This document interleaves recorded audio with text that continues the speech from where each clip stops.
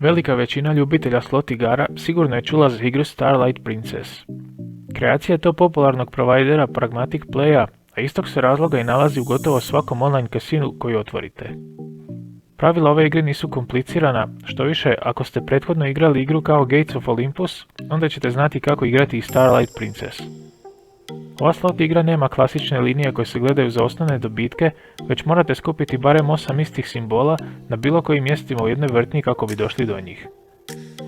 Za pokretanje bonus značajke morate otvoriti 4 ili više scatter simbola u jednoj vrtnji.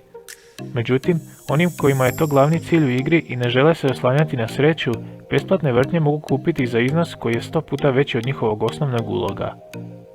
Tada će osvojiti 15 bonus vrtnji u kojima će puno češće imati priliku doći do simbola množitelja koji množe dobitak u vrtnji. Uz to, svaki množitelj koji pomnoži dobitak vrtnje dodat će se ukupnom množitelju.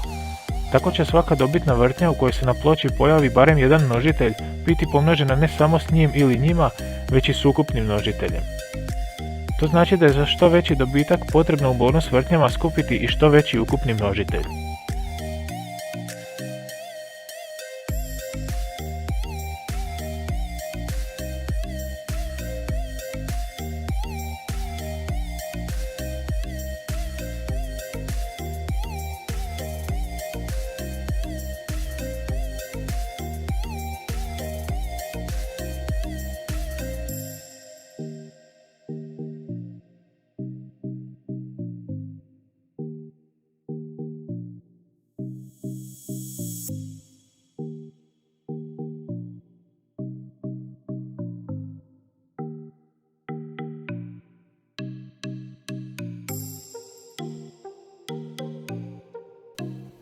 Recimo i da je RTP ove igre vrlo dobrih 96,50%, što je veće od velikog broja ostalih slot igara koje se mogu pronaći online.